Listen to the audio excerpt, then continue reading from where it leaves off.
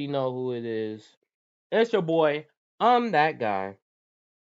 Before I do this intro, let me pull up chat.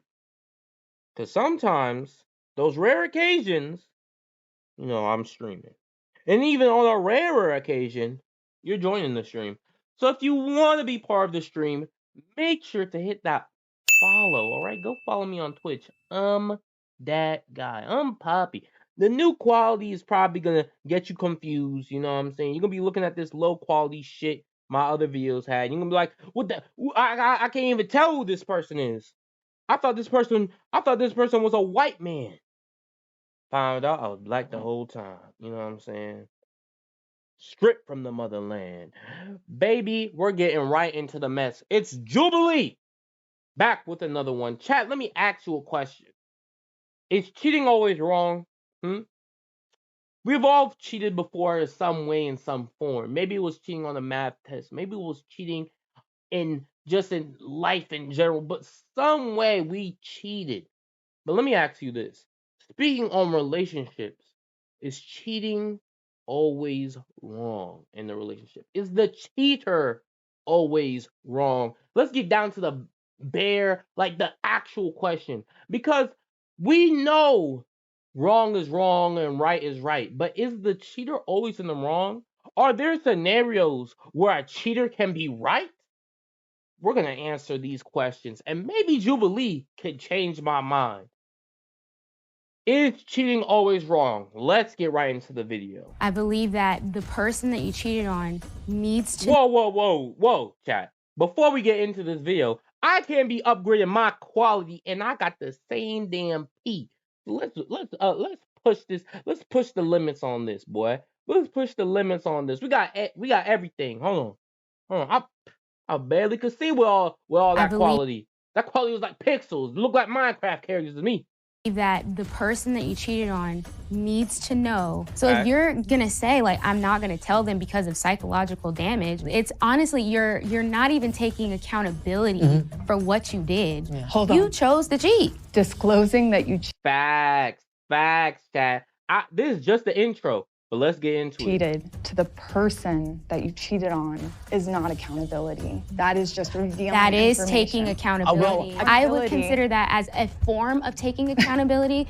You're so open. That's delivering open about this. That Maybe it's the first step towards accountability. I agree with you. Maybe it's the first step.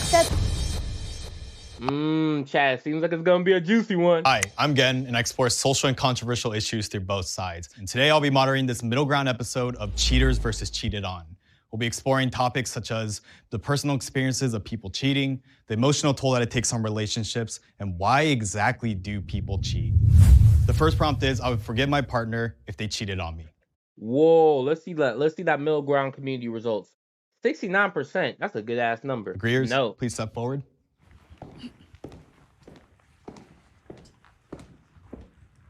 Okay, I would forgive my partner if they cheated. Chat, would you forgive your partner if they cheated on you? Like from the side of being cheated on, I think the biggest thing to understand is that forgiveness is something that everybody does deserve. I think that once we...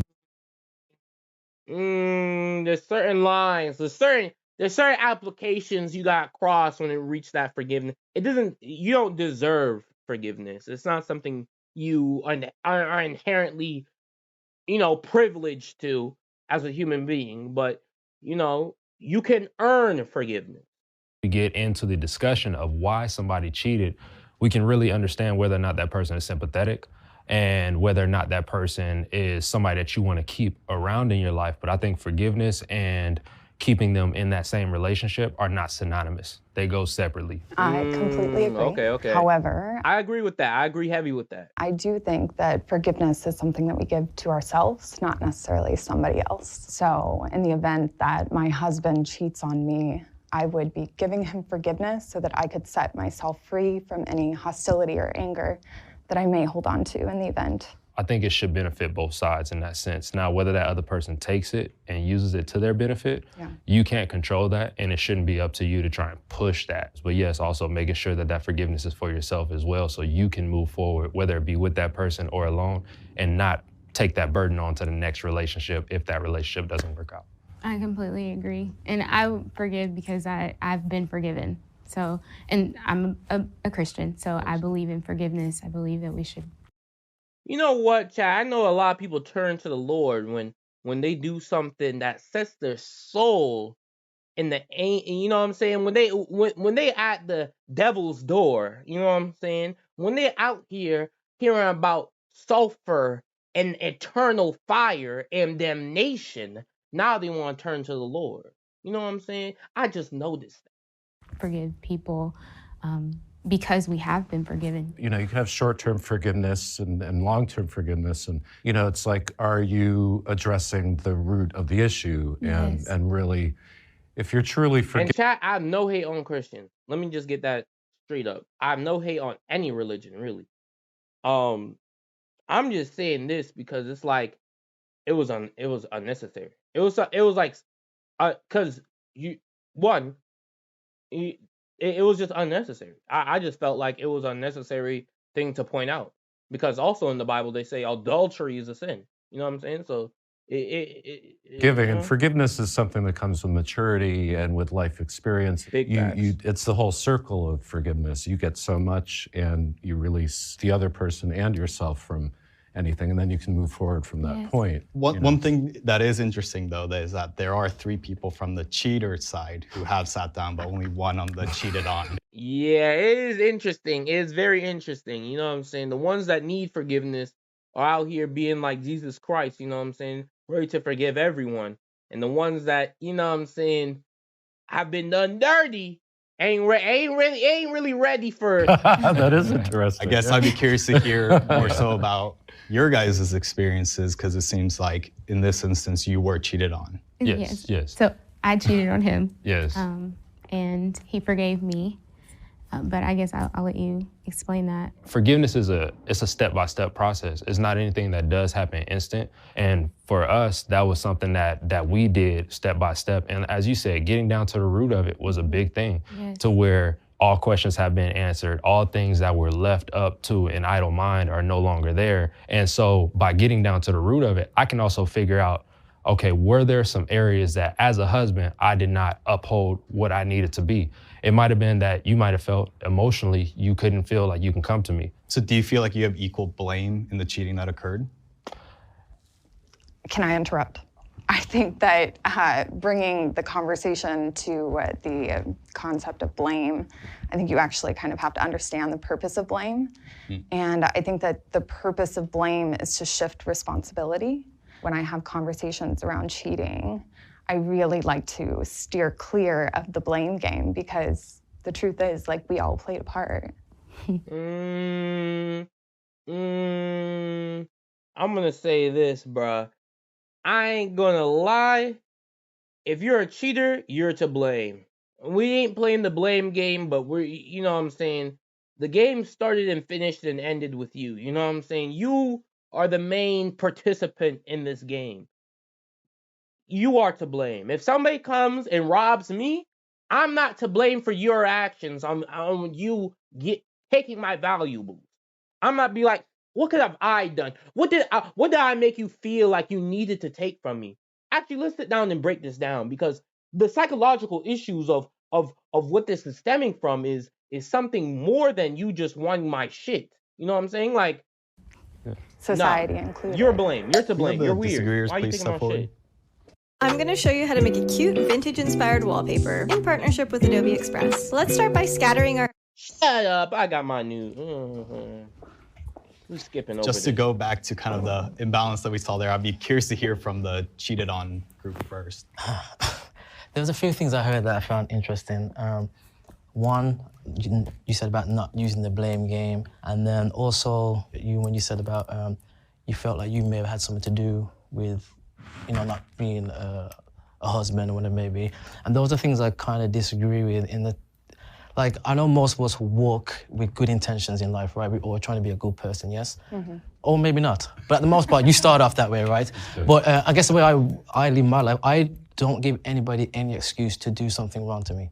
So if you do something wrong to me, you had to kind of go out of your way to do that. And this idea that you start saying, well, it must have been something I did. It actually might not have been. It might have been just the other person wasn't where you were at as a human being. And also the other thing I heard was about, forgiving for yourself. I've never understood that statement. They did something wrong, I'm just gonna move on. I'm not gonna hold any ill will to you, it just happened. Can I respond to that? Go ahead. So I actually agree with the two things you said about the forgiveness. I have never understood that either. I just feel like, for me, if it works for other people, that's great. I actually have found healing in not forgiving people. And I think there's a difference. I think I choose not to forgive them and then eventually I am indifferent towards them, is what I'm saying. I think there's a difference between not forgiving someone and hating someone. And I think most of that narrative comes from usually the person who cheated, saying, you forgive for yourself, or like, you never hear it coming from the actual person who got cheated on. And again, to that point, it seems it's always connected to, if you don't forgive, you're holding on to some ill will. No, I just don't think about it. It's done, and I'll just move on with life. At least for me, I think that it comes back around to honesty. I mean, any of us that were cheated on, I don't think it's any of our responsibility that our partner chose to be dishonest with us about anything. Because even if you assume that, it was something you did, maybe you weren't being open enough, or maybe the conversation wasn't happening that needed to happen, it's still not your responsibility fully, I don't think. You can't force anyone to be faithful or to be honest or to be true. And that's the interesting part, that, somebody gets cheated on, thinks, well, what did I do? Like, they should never think that. With the early part of our marriage, what I thought a husband was, I go out, I make the check, and I come home and have sex. I'm just being completely honest. I didn't see nothing else emotional that I needed to bring to the table. So that does not make an excuse for somebody to go out and do something. Yes, we should go ahead and have communication. We should try to learn how to grow within this. But I feel like that was the importance of trying to figure out, where did I have any type of flaw as a husband? Because even if we would have decided we're not going to work it out, I don't want to go and keep recreating the same type of marriage. I just want to say, I think it's really interesting that you're the only person from the cheated on and I was the only person from the cheated side. And speaking from my personal experience, because my partner also used to be a cheater, and we came together, and maybe part of it is just us growing up, or we committed to each other, but we consciously made the decision to— Birds of a feather flock together, that's all I'm gonna say. To grow together, grow separately. And so I think if he were to cheat on me, I would not be able to forgive that, because it's like, well, we promised each other this growth, and it would be less about the cheating itself, I think, for me, and more about the breaking the promise of the growth that we've made. And it's like, well, how am I supposed to trust you now? For my specific experience, it was more of a physical thing. I was a virgin, and I wasn't ready to do that yet. And the guy I was with was a couple years older than me, and he went out and did that. And I could never forgive him, because the physical thing was something that we could never fix. I wasn't gonna have sex with him, So forgiveness for me was very hard, because there was nothing to work on for me. So there was nothing to improve that relationship, so it was over. I'm just curious, if he had— I have no idea what your relationship was like. Go for it. If he had come to you and said, I love you, I care about you, this is something that I really need, how would you feel about, allowing him to go out and do that? Or would you we should just break up then? Yo, I don't understand those type of relationships. I'm not gonna hold you, bro. I really don't understand those type of relationships. Like, oh, it's like, it seems so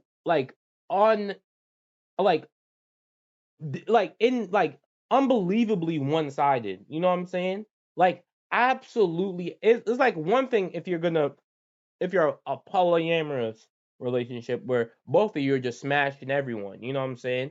Then I can see it being like, it's free game. You know what I'm saying? Free real estate. But it's like so one-sided when it's like one person's like, oh, I want to do this and this and this, and it's like, well, I don't want to do any of that.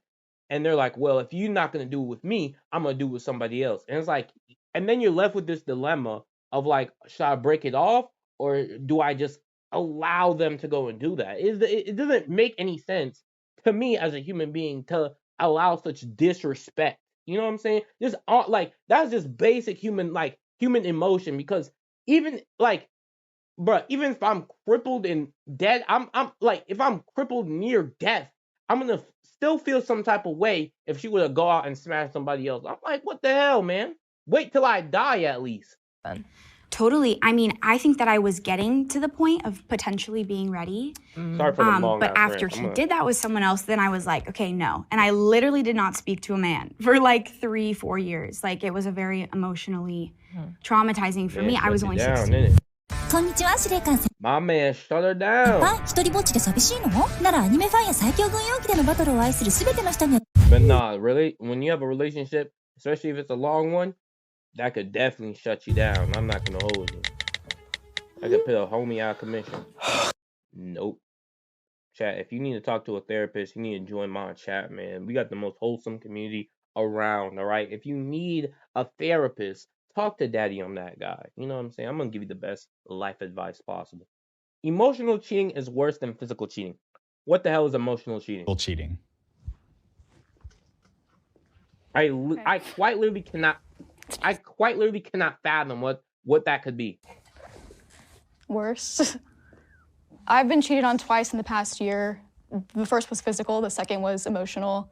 And to me, well, I don't want to bring it back to Jillian while she's standing over there, but we were talking about like the concept of virginity, and she was only 16. Like the physical cheating aspect, I was cheated on because I wasn't, I suppose, being sexual enough, despite the communication that we had going on. I was just kind of being lied to the whole time. But emotionally, for me, that's what relationships are built on.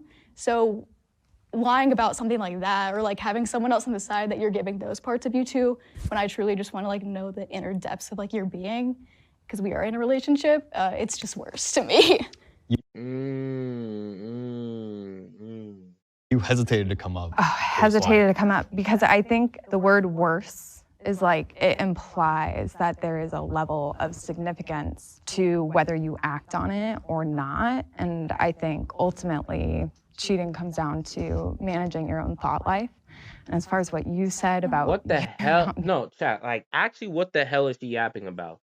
Cheating comes down to managing your own thought life.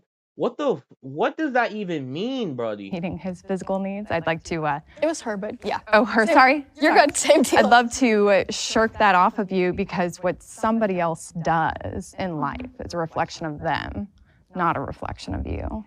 Like them going out and cheating. So like as far as the, oh, I didn't meet physical needs of my partner, I think you can't really say that because if they weren't vocal about it, right? Absolutely, which is like, that was the main reason and one of the only reasons that we broke up, and I called it off, and I was still never apologized to. It was never acknowledged that it even happened. Yeah, because she probably doesn't care, or like really doesn't care. And yeah. Because that betrayal was so tangent, it was a lot easier for me to let go of it. But having like a deep emotional connection with someone, I like tried again with an ex, and then I ended up getting emotionally cheated on. I had much more of a deeper investment in the character of that person, and I cared very deeply about where we were going. What is emotional cheating?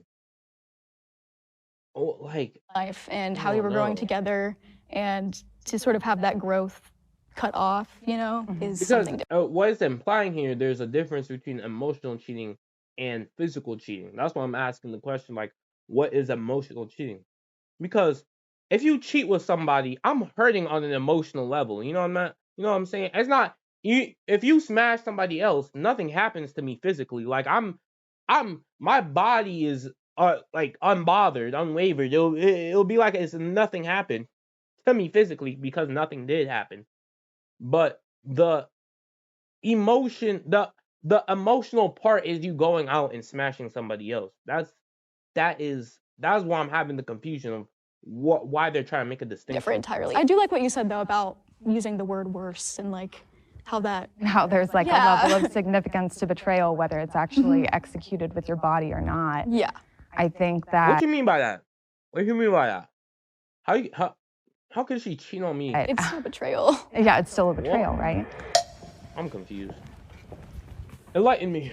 So I have a long history of cheating, unfortunately. And I have both physically cheated and emotionally cheated. The way my various partners responded was different. I don't think that it's fair to say one is worse than the other. Yeah, I kind of agree, because at first I was standing back there, I'm like, physical has to be worse, but then I'm like, everybody has a different standard or a different experience. Yeah. I can't say what's worse for somebody else, what maybe for me. The other thing is, I don't understand. I'm not sure I even know what emotional cheating actually is. That's what I'm sitting there, I'm like, what is emotional cheating? What that means at all. So emotional cheating, like when, let's say, you're going to someone and talking to them about the problems in your relationship, and they're offering that advice. They're offering you comfort. They're giving you everything that you want. Yeah, that you're. Sounds like a goofy to me. Sounds like an absolute goofy to me. I'm not gonna hold you if you're just talking to somebody like they're your therapist. I'm not gonna say I don't care, but at the end of the day, like. I don't hold that in the same regard as you actually going out and performing an act, because one is more like careless talking and just yapping, and one is more of a planned action to destroy this relationship. You know what I'm saying? Desiring at that point when you're actually supposed to be going to your spouse or to the you don't person have to come. That's the same. I'm like, you don't I would rather you come to me if we having a problem, because I'm the only one that can fix myself. You know what I'm saying? But I won't say I don't care again. But I wouldn't consider it emotional cheating if you went to, I don't know, your brother and started talking about this shit. I'm like, I don't be like, oh my God, you nasty, you're cheating on me with your brother, you god. Like, bro, I'm not gonna get like that, bro, because it's like, I'm thinking in my head like, that's your brother. Like, even if it's your friend, I'm like, if you're talking about shit about me with your on a relationship with your friend, I'm like, it is. I'm like, it is what. I'm like, I'm not gonna say it is what it is, but at the end of the day, it is what it is. Like, I'm not gonna be unbothered by it. I would want you to bring up the finer points after you blow off that whole probably essay that you got for your friend. You know what I'm saying? I agree with you, but I would take that a step further and say you can emotionally cheat and they not know about your spouse or your partner. Like, it's about having a relation, like you're talking to them with the way you talk to your partner. Because I have my my high school sweetheart. I was in love with someone else. I was in love with two people at the same time. It was very complicated. But before anything ever physically happened, I was emotionally cheating on my boyfriend at the time, because I was talking to this guy like he was my boyfriend too, even though we weren't. I would not give a shit. Definitely not in high school. I do not give a absolute shit. Oh my gosh. If you told me, if I looked on your phone, I'll be like, at first I'll be baffled, because if I see a list of just shit talk about me, I'll probably get mad, pissed off. I'm like, what the hell, man? You're shit talking about me behind my back to this goofy, and then. But if I know you didn't actually physically go out and do anything with him, I still probably would be pissed off that you're talking shit about me. But that's mostly the shit I'll be pissed off most about. Like, you talking shit about me. It's not like, I wouldn't consider it emotional cheating. I'm just like, bro, you're talking shit about me behind my back. You're an asshole. Weren't together, and I know people who have divorced, who have left their marriages because it was like, well, I've fallen in love with someone else, even though we've never done anything physical. Whereas by that same token, you can also have like a one-night stand and it be purely physical and not emotional cheating at all. It's funny because it seemed like you're describing when you're trying to get to know about somebody because you want to date them. So that's why it's kind of like really. Let me help you. Yeah, it's kind of like confusing me. Emotional cheating begins when you have a relationship with somebody that your partner is not aware of. Okay. And a romantic. I don't. Yeah, that's what I'm saying. Like, it has to be romantic, because if you're having a relation, like, there's probably tons of people you're gonna have a relationship with that I'll never know about. And I probably don't give a shit about it, and probably don't even want to know about. I'm gonna be honest, but it's like, I don't know. Like, it gets to the point. I think even if you haven't done anything physical, the part where I would consider it like, I would consider it when you actually do like a stuff like a planned, like you're like I can clearly see this is going somewhere, other than just you venting, you know what I'm saying, on some angry shit, you know what I'm saying? If you came to him after every argument and vented, I wouldn't be as pissed off as you waking up in the middle of the damn night and trying to text him talking about you up. Like, bruh, that's crazy to me. relationship. Yeah. So for me, I think lots of things. I look at lots of people. I expect that whoever I'm with is thinking whatever they're thinking while they're looking at people. And relationships that we all have with each other, for me, like my girlfriends and I've been cheated on and cheated, and it's all complex and complicated and based on a case basis. Until they take action, some kind of action where they're physically engaging with another person, they're not cheating on me as far as I'm concerned, because they're living life as a human being and they're just feeling and thinking and fantasizing and doing all the things that we all do because we're human beings, and that's what we do. And that's how you feel. That's how I feel about it. That's why I said it about 3 or 4 times. As someone who has cheated, did you feel, if you've ever felt some type of way, whether it be guilt or anything, did you feel worse about emotionally cheating or physically cheating? I've never emotionally cheated. I'm a human being and I live my life. And if I think something or I have a relationship with her where I'm telling her about my relationship and I'm falling in love with her, that's okay. I can feel that. But until I do something about it, I haven't cheated. I haven't done anything to that. And that's what I'm saying. It's like, I would consider it. The only part I would consider it cheating is when there's when I can see, like, when I basically look at the text and I can basically see the writing on the wall, like I'm finished. You know what I'm saying? Like, you're basically waiting for the right opportunity for me to slip up so you could sub him in. You know what I'm saying? Take me off the team, like, bruh. I don't know. My partner. I've been cheated on multiple times, So it's just like, and it's always been like a physical thing, and it's really hurt me. And that's why I think the physical is worse for me personally than maybe the emotional would be. But I can totally see both sides because emotional is difficult too. But for me, the thing that sets my like romantic relationship apart from a best friendship is the intimate, physical stuff. For me, I can have tight relationships with other guys, but I'm not going to go sleep with them because I'm not romantically involved. Oh, I'm still very close with my high school sweetheart. Totally. We're very good friends. Yes, and I have exes too that I can be like, we're chill, but I'm not going to go hook up with you in the car. Like, you know what I mean? Right, like, and we have that trust. Like I said, I think... I know a couple people just punch their screens. I know a couple people, when they see this video, they're going to punch their damn screen. They like, oh, hell no, bro. Ain't no way I spent all this money on her going to the movies, buying the red bottom shoes and everything else, just for her to say, you ain't ever gonna get there. You stuck behind a permanent paywall, brother. You stuck behind a permanent paywall. You stuck out here buying perks, trying to complete the game. The game ain't never finished. There was no end. Situational. It's for some people, emotional cheating might be worse. For some people, physical cheating might be worse. For some people, it's the same. Let's move on to the next prompt. Okay. I would date someone who cheated on others in the past.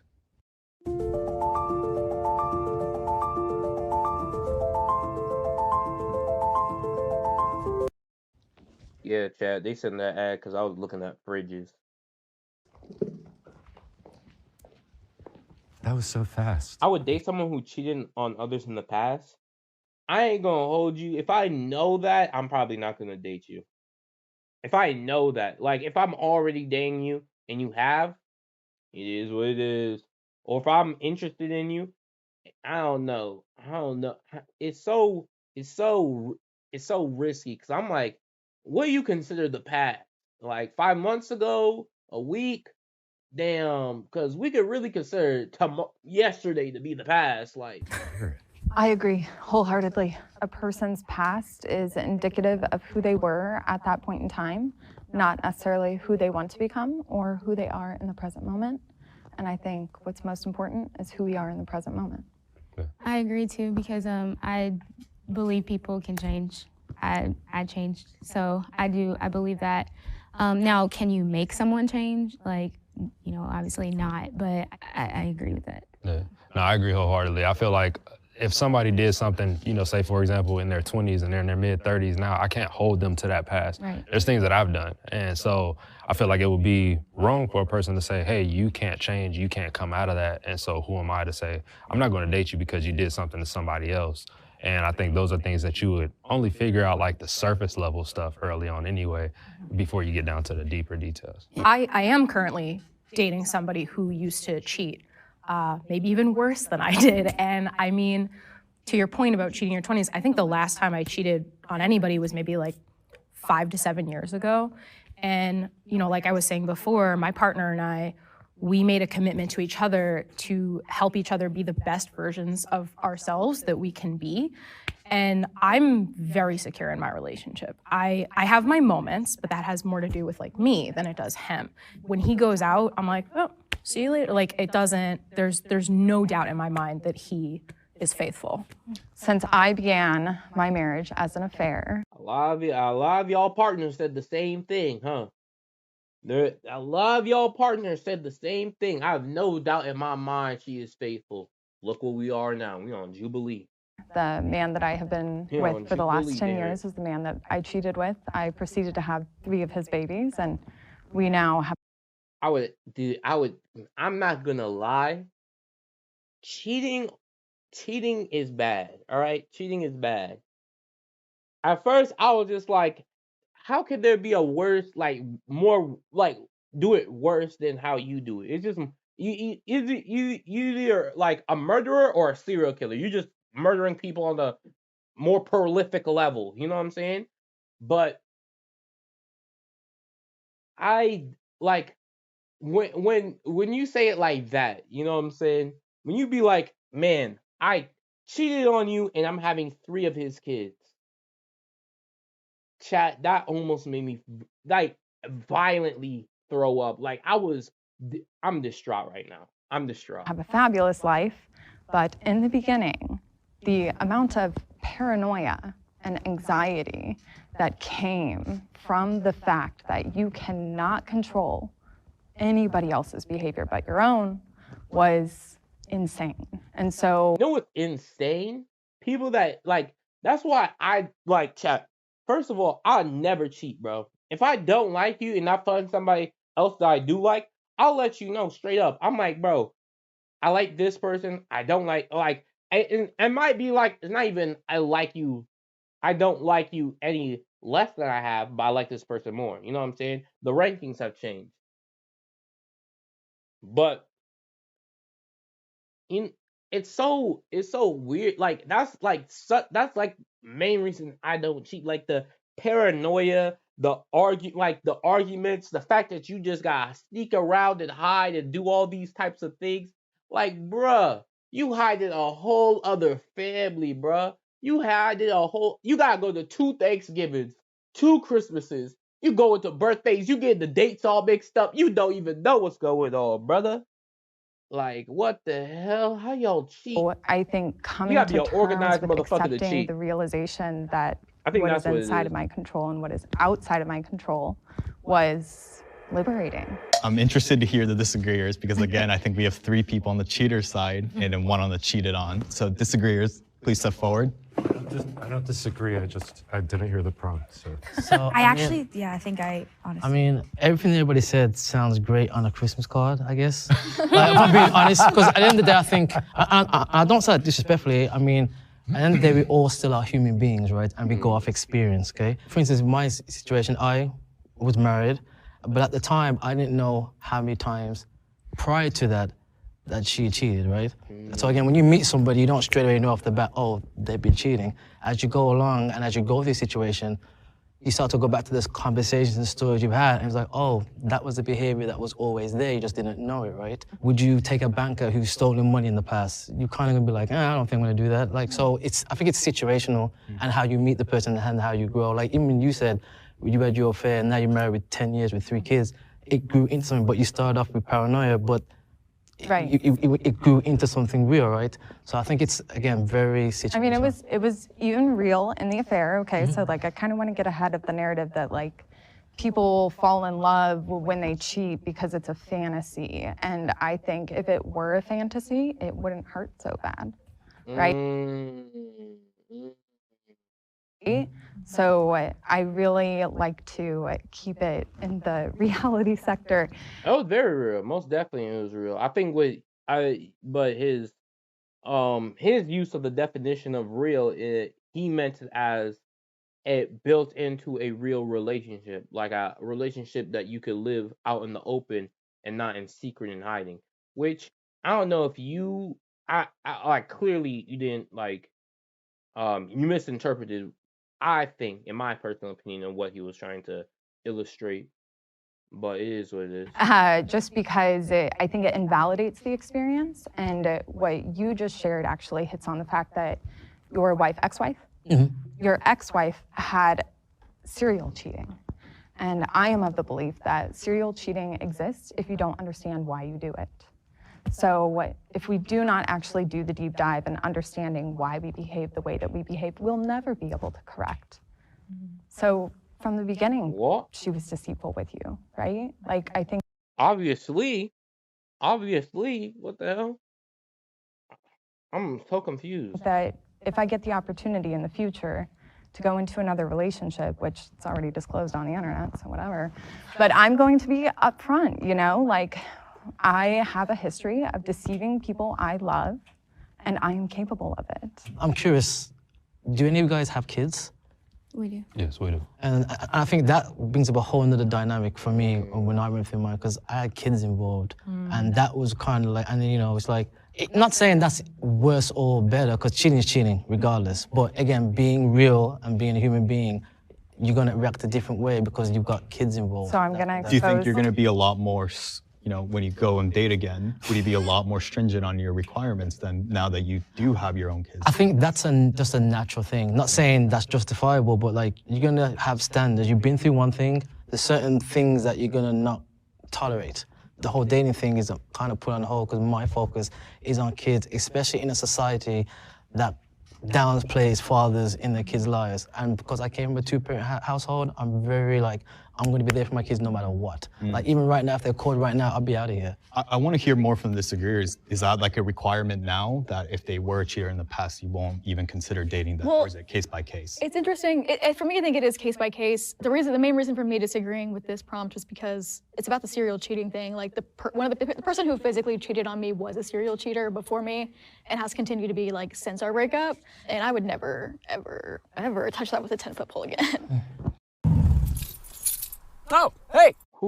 I was just going for a drive, which is wild because up until very recently... I don't care. I was a serial cheater.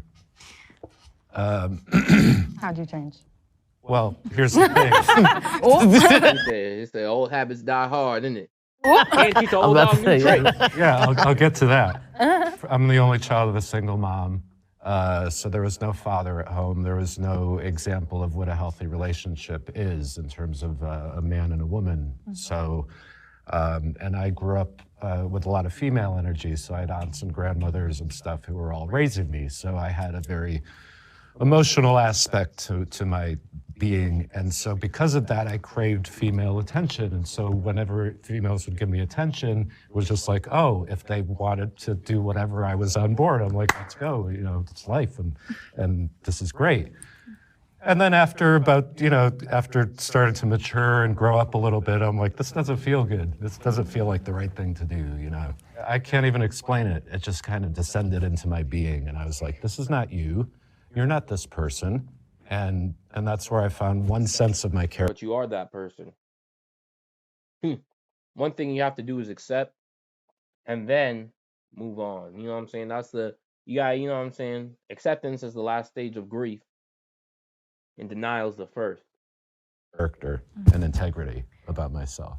I am also a serial cheater, and my partner was a serial cheater as well. And we were very honest with each other in the beginning. As soon as it was serious, you know, hey, I have this history. Oh, me too. And he was able to communicate to me, this is why I made these horrible choices. So I am confident that he wouldn't make those choices again. For those who have been serious. He might be giving you a warning, damn it. He might be giving you a warning. He said, shit, this is why I make these horrible choices. I ain't gonna, won't stop, can't stop. Your cheaters have now found themselves or gone through and understand.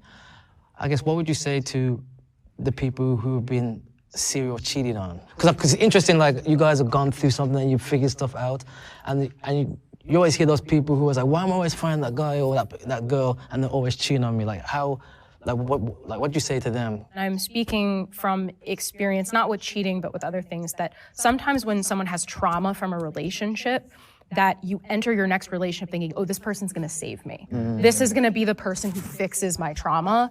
And it becomes this cycle of trauma where that person then is like, oh, this person thinks of me as their savior, and they'll take advantage of that. And that is not, I'm not victim blaming. That is not to say that and it's your fault. No, but that's a relationship thing. Yeah. What you're talking about is like, in relationships, when you find yourself finding the same kind of people, you have to stop finding people and go, what is it about me? What do I have to figure out about me and what's going on? And how I feel about other people and what my boundaries are and all kinds of things. Yeah. It's the types of energy that you might be unconsciously looking attracting. For. Yeah. Not even necessarily attracting, but sometimes when a person is traumatized in a certain way, unconsciously. You will chase that looking trauma for it. over Exactly. and over again. Yeah. But I think what you said about boundaries, that is the key. And I think a lot of people don't understand that boundaries is not saying you can't do this, because you can't control other people like you're saying. A boundary is if you do this, I'm not going to talk to you anymore. It's the consequence of the person crossing that boundary. There are much worse things that can break a relationship than cheating. Yeah, if you kill my family. Kill my family. Let's think about it. Try to kill me. That's another thing. Kill someone else. Honestly, if you go down the path of murder, I'm probably gonna have to cut things off. Melgro on Patreon to watch this exclusive prompt. It's okay to express attraction to others while in a relationship. What you mean attraction? What do you mean attraction? You find other people. You can find other people attractive. No doubt. There's gonna be attractive people everywhere. No doubt. As the only person from the cheated on section, I think that it is okay because personally for me, again, talking about how I think that relationships are built on honesty and communication, I would rather know that you have attraction to someone than you just... Oh, shit. I didn't even read the whole thing. It's okay to express attraction to others while in a relationship. Hell no. Hell no. What the hell are you talking about? I was thinking about just feeling it. I'm like, of course you're gonna feel attracted. You might feel like, oh, this person's attractive, that person's attractive. It is what it is.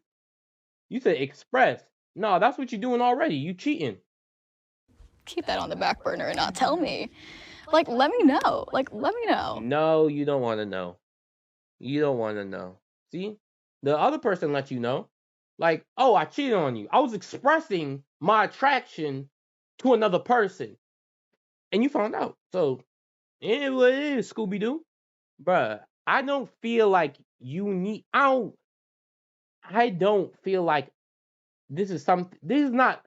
I feel like this just goes into the paranoia of a relationship. Can actually break a relationship. Because if you're always out here talking about, oh, I find this person attractive, I find this person attractive, I like this and that and this. Bruh, it's so weird to just be put in that scenario of, oh, it's basically like I'm comparing you to the rest of the world. You know what I'm saying? And anytime I find somebody that looks good, I'm going to tell you. I'm going to let you know that every day, anytime, at any minute, I could switch up on you. There's other people out there. You know what I'm saying? I feel like if you have attraction to other people, you could just that person's attractive, move on. You know what I'm saying? Attraction is human. Love is only human. Desire is human. I have not cheated on anyone. I have absolutely no plans to cheat on anyone. But if I found someone attractive, I would tell my partner. My current girlfriend is amazing. I promise you, people, as it sounds so good to say when you're not in the scenario. You know what I'm saying? It sounds all good. It sounds like what actual conversation can develop from you finding this person attractive? You know what I'm saying? Because 9 out of 10 times it's just physical attraction. It's so bad. And I would hope that she would feel open in telling me that as well. And I like to open a lot of my conversation. A lot of my relationships with that conversation and just be like, hey, can you just let me know if anything goes that way? But what kind of that's what I'm really asking. What could develop out of you telling somebody, oh, I find this, even if it's emotional, I find this person funny, or I like their personality. It's okay to say that, but it's at the end of the day, what are you aiming to achieve? You know what I'm saying? Well, I love what you just said because it really speaks volumes to your individual security in revealing your authentic self inside of your relationship. So well done, you. I also think that if we have an innate response to something that we see and we actually don't give voice to it, we're ultimately putting ourselves in a place of denial. It's not denial. It's just you understand where you're at. You're like, I understand this thing is attractive. I understand I want this thing, but at the point in time, I'm not gonna get it. You know what I'm saying? At this point in time, I'm trying to work on something more than just me, like being my authentic self with everybody. You know what I'm saying? The denial is not just a river in Egypt. And what it ends up doing is you start suppressing yourself and making yourself smaller for the comfort of having your relationship. And dude, when you go into a relationship, you're gonna make sacrifices. I'm sorry I'm pausing this shit so much, but I'm like literally thinking like, what could you actually achieve from a conversation like this? Like, you make sacrifices in a relationship, and making a sacrifice in a relationship doesn't mean you're being your authentic self. It means you're seeing the potential and being with this person and saying, I would rather not smash Ice Spice to be with you because I feel like me and you are bigger than me smashing Ice Spice. You know what I'm saying? Which then means your relationship becomes the goal rather than you being an individual. But let's be honest, nothing is bigger than that. So I don't even know why I made the comparison. Who can be seen, valued, and understood inside of the relationship.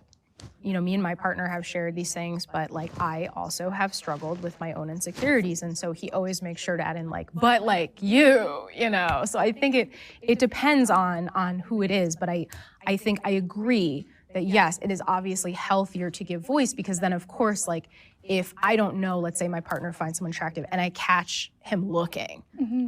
And then but what, like, if you catch me looking, like, it's one thing. If you catch me, it'd be one thing if you catch me looking. Then it's like I'm taking a glance, it's like I'm moving forward. You know what I'm saying? Nothing can come of this. But if it's so weird, at least to me, that if my partner were to come to me and actually develop a conversation around the Starbucks server and how they were so attractive, it's like, what are you actually telling me? Like, what do you want me to say in this moment of weirdness? Like, what do you actually want me to say? Like, oh shit, yeah. Like, bruh. I don't know. Like, why are you know what I mean? And so then I might get suspicious. Is like, why have you not said anything to me? But what could I say? Oh, she got a fat ass. Yeah, that's what I mean. You saw that shit? I mean, I was like, bro, and it's so weird because you say this won't destroy your relationship, but I guarantee you, if somebody were to always bring up how somebody else is attractive or bringing up random ass people into the relationship is like, oh, I'm trying to be my authentic self. It's like, be somebody else. You know what I'm saying? Didn't you say that your insecurities are for you to manage, not your partner? Oh yeah. No, I mean that's so my him issue. or her changing their behavior because of your insecurities would lead them to a place of inauthenticity. I don't give a fuck. Let me say that. Let them be inauthentic, bitch. Like, let them be really fake to me. Like, I'm not gonna hold you. Like, bro, in a relationship, you have to be able to make sacrifices. One of those sacrifices, at least in a monogamous relationship, is not cheating. It's not smashing other people. It's not being in a relationship with other people. It would be inconceivable to me for you to go out in this world and not find people and find only me attractive and not other people. It would be inconceivable. You know what I'm saying? But it would also be crazy to me if I were to be in a conversation with you about every single person you do find attractive. You know what I'm saying? Oh, I want to make it very clear. I didn't ask him to do that. Oh, okay, That just comes from him.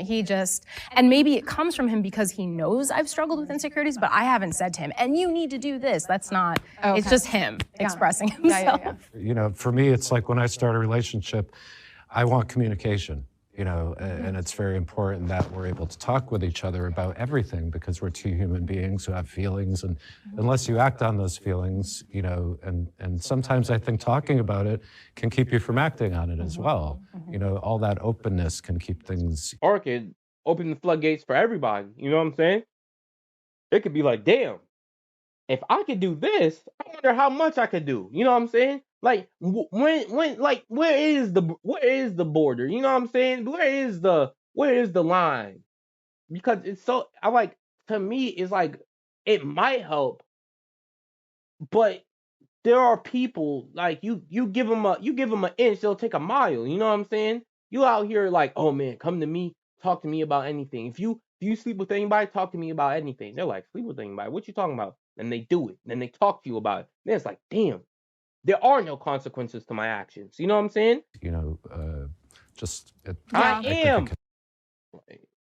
Guys, y'all gonna see the edit. Y'all gonna see the edit. Don't worry. Partner that physically cheated on me. I don't know if she's fully polyamorous, but that's sort of where she tends to lean. And I knew that going in, but she was not being real with me about it. You knew that going in, and she wasn't being real. I think she been real about.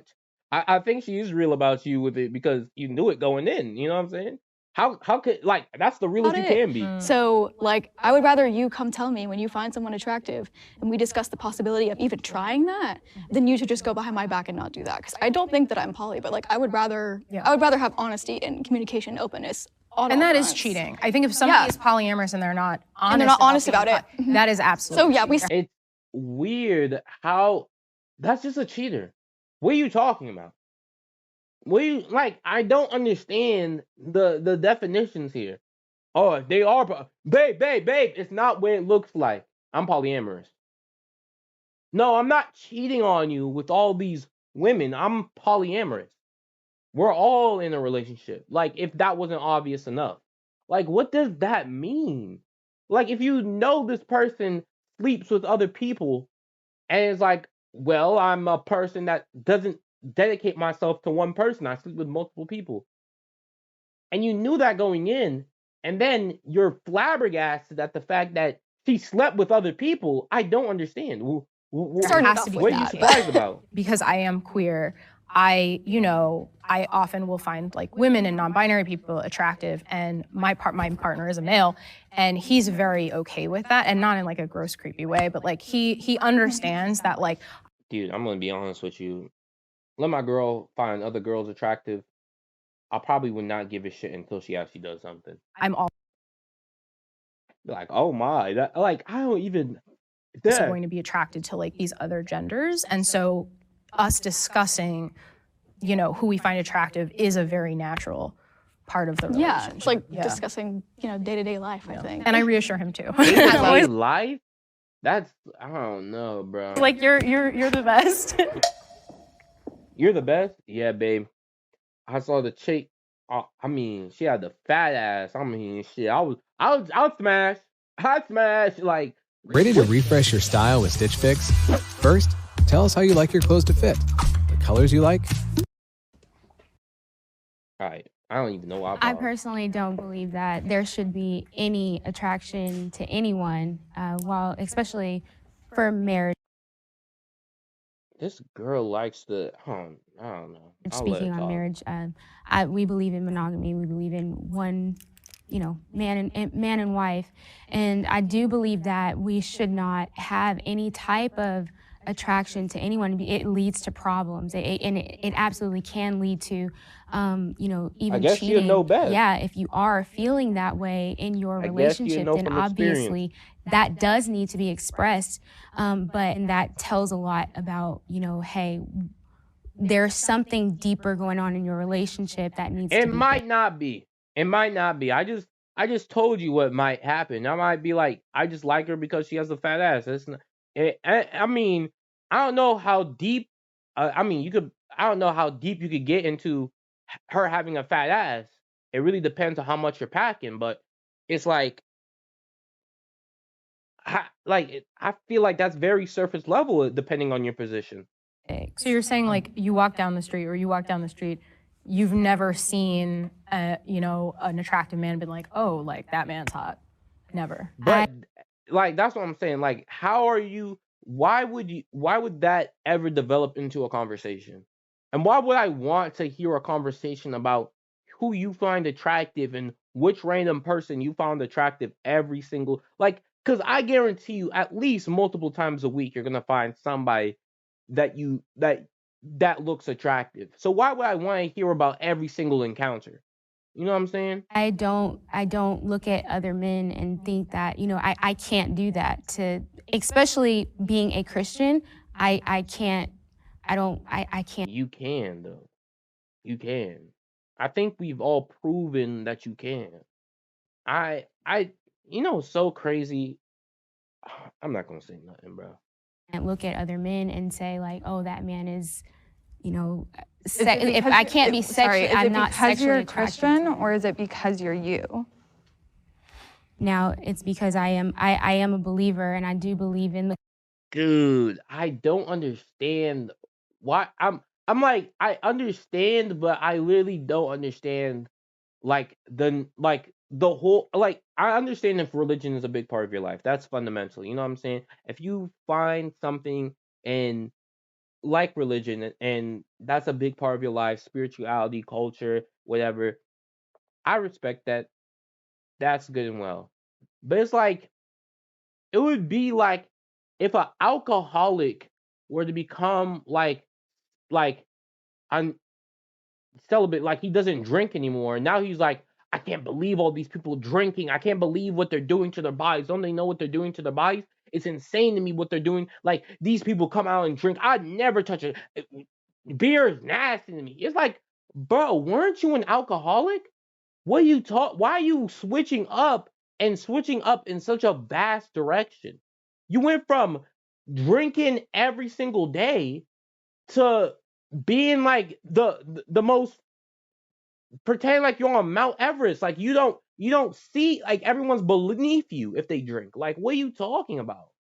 Like, that's what I'm saying right here. It's like you have cheated on your husband with somebody else.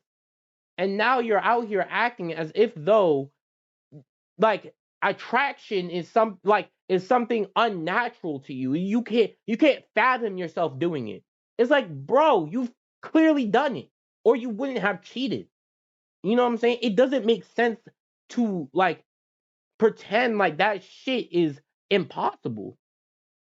You know what I'm saying? The cross, I believe in Jesus Christ, and I believe that He is my Savior. He's my Lord and Savior. Same. And I believe in the Bible. I believe in the whole Bible. The whole Bible, chat. When a lot of people today, you know what I'm saying, they believe in parts. You know what I'm saying? Maybe they believe in Luke. Maybe they believe in James. You know what I'm saying? But there's a rare few, believe in the whole damn thing, cover to cover. You know what I'm saying? Front to back. You know what I'm saying? Everything in between. I bet you never even read Exodus. What you doing? Stop playing with me. Stop playing with me. If you ain't read the James, come on now. I don't read the Bible. I've never actually finished reading the Bible. Not just a little bit of the Bible. Not chat. Let me tell you something, chat. When I tell you these people out here believing in little bits, they be like, I believe in the hadith, I believe in this, I believe in that, little bits here and there. But you don't see a whole person believe in the whole damn scripture. You don't believe Moses with the 2 stones. You know what I'm saying? Hold on, chat. Let me get my 2 stones out. Whoa. Should I put it back up? I don't even, chat. This is not good. I don't even know. Hold on. Let me see if I can put it back up. If I can't, if I literally don't get on the first try, chat, I'm done. Because I went too far with this damn joke. I'm destroying the room. I'm destroying the house. I'm taking down buildings with this damn joke. I'm like Amy Schumer. You know what I'm saying? I'm out here committing terroristic acts for comedy. You know what I'm saying? For joke. And no one's here to laugh. So I'm literally just like Amy Schumer. Literally, no one's laughing at this shit. You know what? It's going down. It's going down. I'm yelling timber. You know what I'm saying? Now I don't even know where I was going with it. You know what? I'm gonna put these back. I'm scared to put these back because I don't know if I'm gonna destroy more. I might take down this wall. Let's just get back in. Whole entire Bible. Okay. Oh yeah, yeah. She was talking about the whole entire Bible. She don't believe in the. Yeah, she's smiling like, bro. Like, what the hell does that even mean, bro? Like, you don't believe in a little bit. Like, who out here Who out here doing this, man? Y'all believe in a little bit of the Bible, huh? You believe in only the beginning, not the end, huh? What's going on, man? You were like, man, the Bible had my attention, but when they killed off that main character, they lost me, bro. They lost me. They lost me. After they killed him off, I kind of just closed the book. I didn't read the rest. That was my favorite man. That was my favorite man. When they killed off the main character, I was like, bruh, trash it. End of episode. Funny, because part of me is like, no, but part of me is like, yes, because we are human beings, and attraction is part of life, so I will say that. It's funny, that worked against me, meaning, most of us, when you go out and date somebody, I'm assuming you find them very attractive, right? So in my head, I'm gonna expect people to look at my wife or girlfriend as they're walking down the street, and even though sometimes it's rude to make certain comments. I've been in that, but I was the kind of person where I was like, I didn't care because as far as I know, she's with me and she's going to get looks. But because I didn't react, that was a problem. Because I didn't get jealous, and I'm like, why am I jealous? I'm with you. This is where I got confused. Yeah, that's I have the same as I've literally the same mentality. I really like this guy. I've literally the same mentality. Like, if I'm with you, I don't have to fight for you. You know what I'm saying? It's not like I won't fight for, like, if somebody comes and physically fights you, I won't get involved. But it's like in the way that if somebody looks at you, I'm not gonna be out here, fighting them, being like, hey man, like I don't do that. It's like, bro, if I'm with you because like you like me and I like you, and hopefully you like me. Confused. Are people just coming up in your relationship saying, hey, he's attractive, she's attractive, she's like, how does that work? I mean, personally. My boyfriend's the same way. He is like, yeah, like, he wants me to like go out and people look at me, and I think that's, of course, sometimes I want him to be a little, of course, yeah, of course, a little bit. Yeah. But what you mean? Like, I don't. I actually think that's right. I actually think that's a healthy way to go, is to be secure in the relationship, be like. So what is it? What is it, man? What is it? Do you want a toxic ass male, or do you want a dude that's like secure in himself, that feels like you could go out and be on the streets without covering yourself fully? Like, I mean, not like covering yourself fully, but you know what I mean, without me having to fight every dude that looks at you. You know what I'm saying? Yeah, my partner is hot and I get to be with them. I think that's a healthy way to go. That's the way it should be. Like, I can be with you and I don't have to poke everyone's eyes out because they're gonna look at you. You know what I'm saying? My other question is this in the same line as emotional cheating? Because I've just kind of learned the definition of that, and then you've just said that, and I'm seeing back, and I'm like, wait, this sounds like emotional cheating. Oh damn! Oh damn! I guess y'all emotional cheaters. Hey man, old habits die hard. I would say emotional cheating is like you're developing a romantic connection with another person. And emotional cheating is also secretive most of the time. Yes. A lot of having an open conversation with your partner about, like, I mean, you watch a movie and you're like, oh, the actress is kind of hot. Yeah, but it's a movie. You know what I'm saying? It's a movie. It's like if you find like a random anime person attractive, or you find if you find Ryan Reynolds attractive, it's like you'll never meet him. He doesn't even know you exist. You know what I'm saying? if I'm gonna be 100% honest with you, like, what are you gonna do with it? You know what I'm saying? What are you gonna do with that information? Like, you could tell me, but it'll never manifest into anything. Like with my current boyfriend, I am honest. We honestly make jokes about it sometimes. Like, I was like, oh, are you into her? Are you into her? And he's like, no, you know? But like, obviously, I know that he like might think that she's pretty, but that's attraction. That's a physical attraction. There's so much more to a relationship that you can bank on. It's like an emotional thing, or like, are you there for me when I call you? One question, do you think, based on that, do you think that's a healthier way? In that, you know, sometimes you might joke about it, that, you know, out of our choice that we might find someone attractive, or to just keep that hidden into yourself? Well, okay, so I think you should definitely, like, if it's a celebrity or something, like, obviously I'm not gonna go and like, and two, I think too, like when you're saying attraction, there's attraction and then there's sexual attraction. So I think that there needs to be, they're two different things. I used to tell him like, oh my God, when I was little, I used to love like Raspy, Chris Brown, all of them. Like, I used to think that they were so like, you know, handsome, but like in my marriage, I don't see another man and be like, ooh, like he is. I have a question. Like, I'm not, like, I have a question. If you guys are done talking, I don't want to interrupt. Do you have something to say? Yeah, and so I think that also defining it within your relationship is very important too. So like totally, what to works say for you. Exactly. So we may look at the terminology different, and so like for us, for example, if I say that I'm attracted to somebody, and we had to break this down even in our relationship.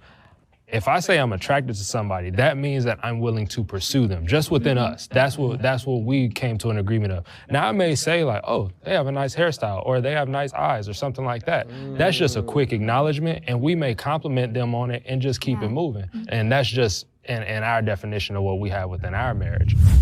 If you cheat on someone, you are not in love with them. Here's how I made myself control my world using Adobe Premiere Pro. First thing I did was film 2 plates. One of myself doing the actions. Agreeers. Oh, I'm sorry. I messed that up. Oh, no. Agreeers? Oh, sorry. Apologies. You are not in love with them, right? Yeah, not. Okay.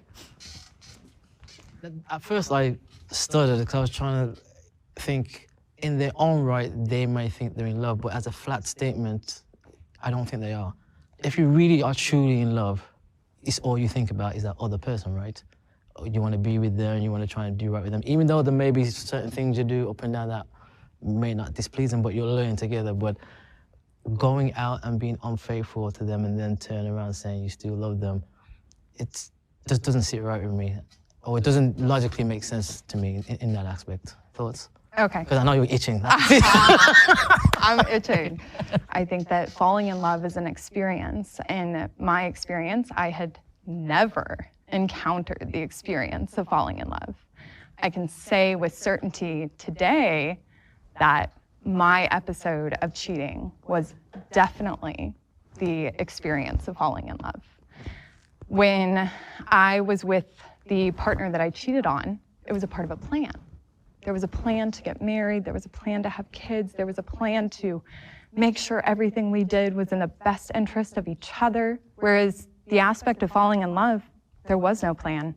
I crossed paths with somebody who lit my soul on fire, and That sounds romantic, doesn't it? Sounds romantic. Sounds like the other one was just paperwork, bureaucracy, Chad. She was making sure she punched in and punched out. But one day, when she went to give her boss, her partner, some coffee, she crossed eyes with the barista, or I don't even know what the male version of a barista is, but a barista. And they looked at each other and they were like, and all logic went out the window. Was that love though, or lust? Oh, it was so much. It was so much. So I think lust. If we're gonna answer the question, lust. That when I think of the word love now, I actually replace it with the word want. I think that the statement that was made about not being in love with somebody, right? That doesn't necessarily mean that I don't have capacity. You want to be I don't understand, she's talking as if though she's a therapist. I don't know what her occupation is. Capability to love him. I certainly was loving him it's not very in good other therapy. ways. Again, we're all doing this. We kind of like try to figure out what the statement means and reading into it. But as the flat statement, I don't think all that's entailed. Because again, there is different types of love. There's also each person's way they look at love, what you think love is, at what age. Though maybe one thing, even now you just said, now you look at love a different way. So it gets kind of complicated. But at the base level, I think, I just feel like nah, you didn't really love them. Even on your own description of what love means to you, think about what love means to you. When you cheated, did you meet that standard of what love meant? I think what's tricky about it, right, was since I had, I'll say, these idols of marriage, family, you know, all of that, I was more in love with the idea of what those things were than the person that I put into the role. Which there's nothing wrong with that, because again, we all come from experiences. So, but being able to kind of look back and compare, I think that comparison is the thief of joy, right? And what it does is it steals all of the value from the experience that was still very much valid. Yeah, no one's saying it might not be valid, but it's... That's one of the most valid statements I've ever heard from her. I ain't gonna hold you. That's a valid ass statement. Because like I said, I don't know if... But I don't know where I'm gonna let it. And it's hard to, I get what you're saying, you don't know, because again, you were in that, when you were in there, you were in it, and you've grown, and you moved, and you've changed. Does that satisfy your question? Yeah. Yeah, so I agree. I don't think that you can be in love and cheat on somebody. A 100% accurate return and your max refund, or your money back? That's worth celebrating.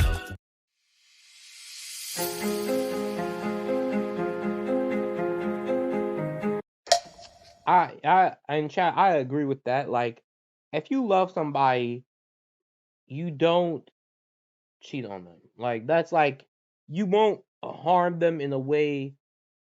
Because cheating, there's two types. It could be one-off stand, or it could be the worst type that takes actually meticulous planning. I want to respond to something you said that I was like, oh, okay, right in there. No, you said that when you're in love with somebody, they're all you think about, that you just want to be with that person all the time. And I vehemently disagree with that. I think, and for me, obviously, I disagree with this. I can say that I really, truly did love the people, or I should say most of the people that I cheated on in those relationships. I based my value and I based my identity on those relationships. That person was all I thought about. And it almost was like I trapped myself. It was like a self-fulfilling prophecy. And then I sought outside of that relationship. I think. What prophecy did you fulfill? That they say like someone shouldn't be your universe. They should be a planet in your universe. So it's like I have friends. Sometimes I'm just like, bye, you know, and I go hang out with my friends. You know, my family is very important to me. He is not my world, and this is the healthiest relationship. That's my universe. And I was saying that more metaphorically, but I understand what you're saying. Yeah. But even in that, you were infatuated and everything was him, and you were giving all. Then the question is, were you in love then? That's a good point. I'm just asking that just based on what you're saying. Like in my first serious relationship, for sure, I was in love with him, and he was my first real love, and I was in love with him, and I still made the choice to cheat.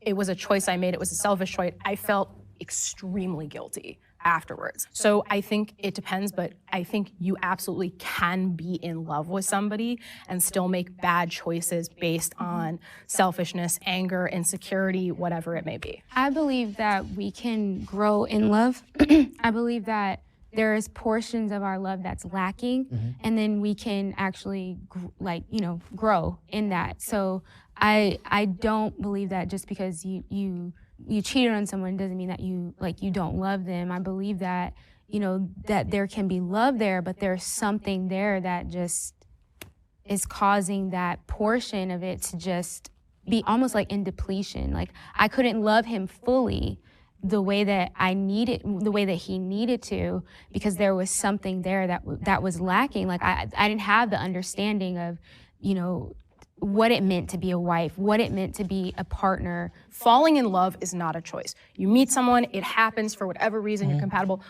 Staying in love is a choice.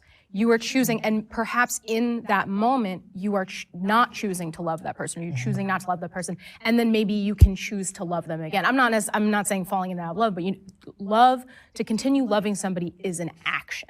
I do think that falling in love is a choice. Oh, okay. And the reason that I think falling in love is a choice is because you allowed it, right?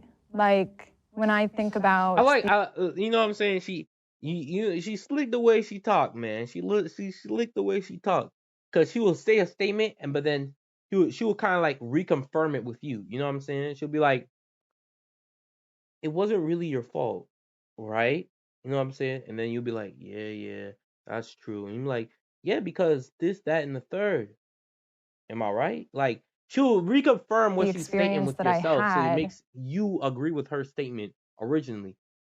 I don't know what type of psychology she's taking, but I had full autonomy in that situation, right? I could have... See what I'm saying, chat? You see what I'm saying? She'll say a statement, afterwards she'll confirm it with you. But even if you don't respond, chat, you don't disagree. I don't know. It's a subtle, but I think it's kind of like a manipulative tactic. You know what I'm saying? She might not be intentionally doing it. It might just be, how some, you know what I'm saying?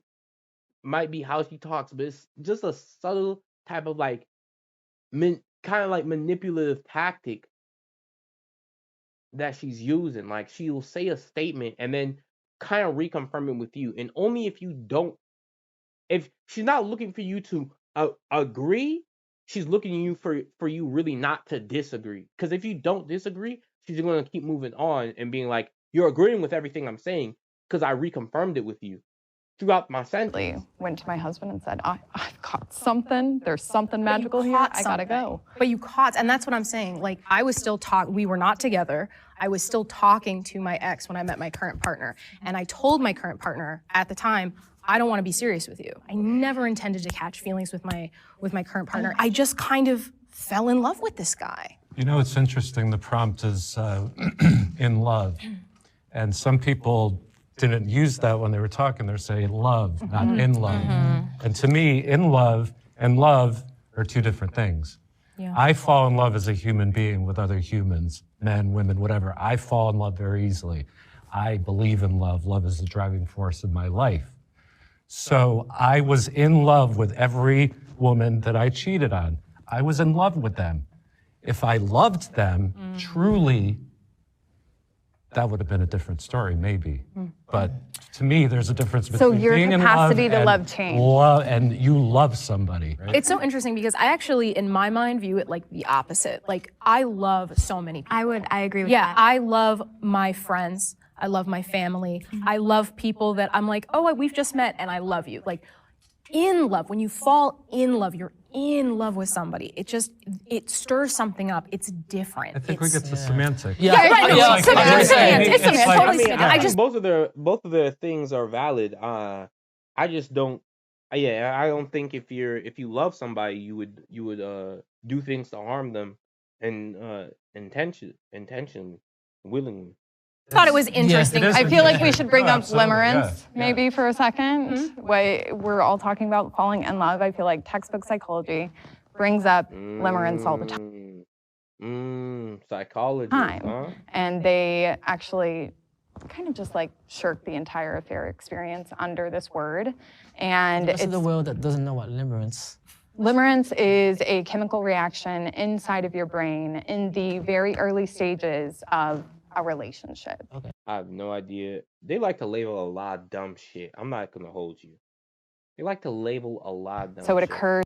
And okay, let me look at this definition. An involuntary, potentially inspiring state of adoration and attachment to a limerent object, LO, involving intrusive, obsessive thoughts, feeling, behaviors from euphoria to despair, a contingent on perceived emotional reciprocation.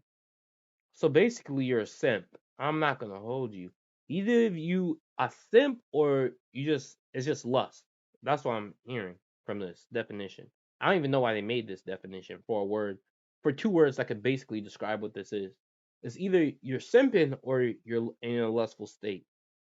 Because if you're a simp, you're going to have obsessive feelings and behaviors and euphoria to despair, contingent of perceived emotion. Yeah, it's simping. I feel like lust is more of a, you're a simp. You're a simp. That's what he basically said. You're simping over something that may or may not be real. Between mother and child during birth. And what they say, or what a lot of people say, is that limerence is actually to blame for, and I'm not laughing, but I am. They say that limerence is actually the reaction that is at play psychologically between affair partners, because it creates this infatuation. It creates all the ecstasy feelings of being in love.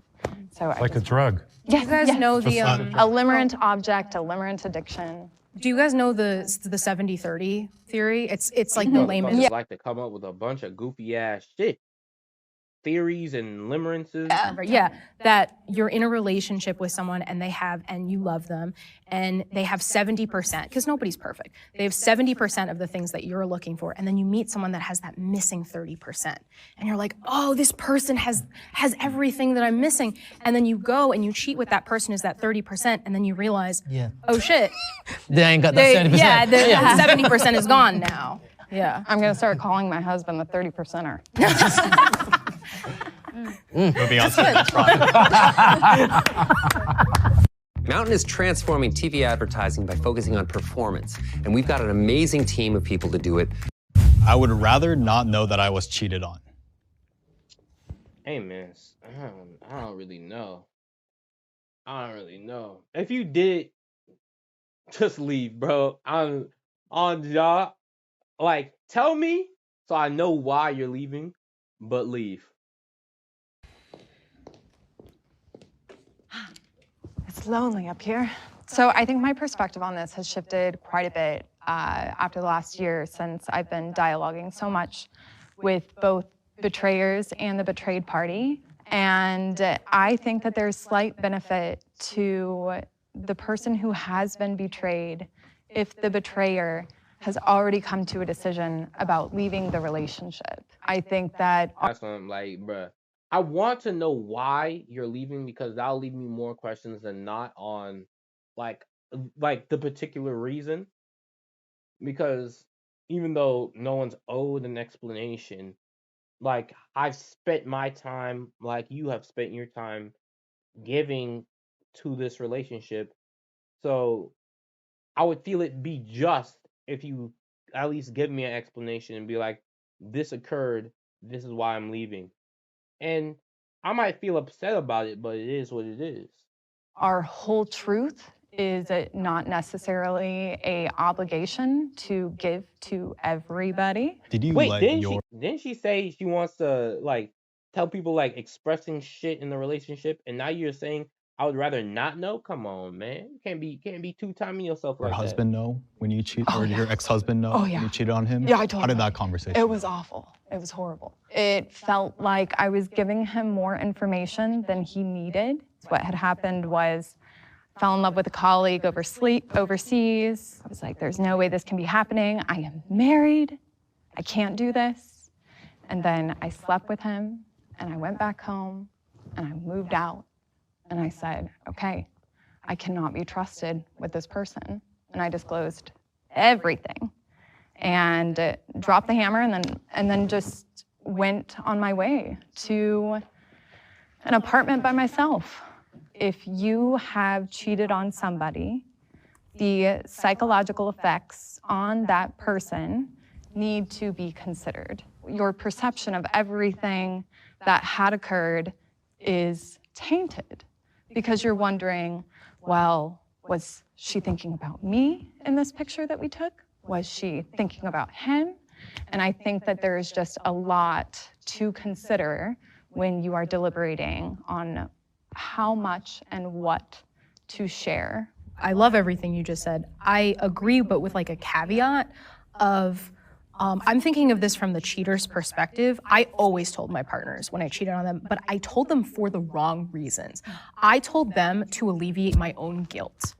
And when the fact is, I should have just ended the relationship. And so my thing is, I wouldn't want my partner to tell. Chad, let me tell you something. That's the inner cheater within. You know what I'm saying? That's the inner cheater within. See, the inner cheater within wants to have you avoid responsibility for your actions and then put the blame on the person and being like, I'm not telling you for your own good. You know what I'm saying? Which really, it does no good, because now you're leaving for seemingly no reason at all. You know what I'm saying? That would do more psychological damage, at least to me, for a person. Like, imagine you're in a relationship with a person for, I don't know, let's say like 5 years. You're in a relationship with this person for 5 years. All of a sudden, they just they walk in and they grab their stuff and they say, I'm leaving. Like, you be like, why? And they're like, I can't tell you, but I'm going and I'm leaving. I don't want to be with you anymore. Now, that's their choice, but at the same time, I've spent 5 years in a relationship as well. So I would like to know, like, what did I do something?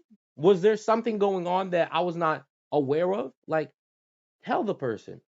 But that's the inner cheater within. You know, destroy that thing. Tell me just so they could beg me for my forgiveness and let's move forward. Beg you for, the inner cheater within is down horrendously. The inner cheater within is down horrendously. You cheated on them and then told them so they could beg you for their forgiveness. Oh my. Oh my. Oh my, chat. Oh me, oh my. I would only want them to tell me in the context of like, and I'm breaking up with you. Like, and no like details. That's like, tell me in the context of, this is like, if you came to me, I would rather you come to me and tell me, because one, it shows that you're remorseful for your action. You know what I'm saying?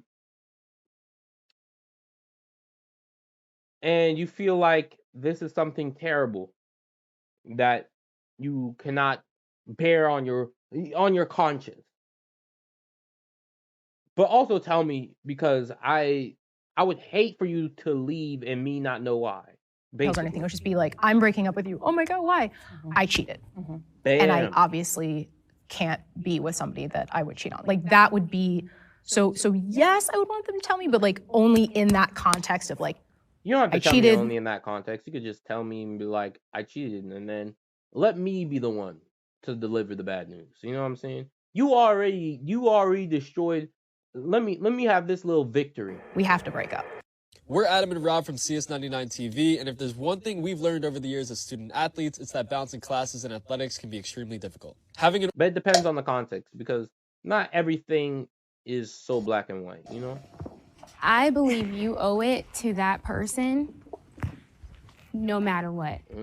I believe that the person that you cheated on needs to know, and not only that, it's the secrecy, like, that it hurts so much more when you're keeping it a secret from them and not telling them anything. I truly believe in confession. I believe that needs to be said, and they need to know that. They need to know that. Yeah, I know you mentioned like psychological damage. How would you respond to that? I would say it is not my place to dictate what somebody else needs. It's their place to tell me what they need. Initially telling them that, hey, I stepped. What?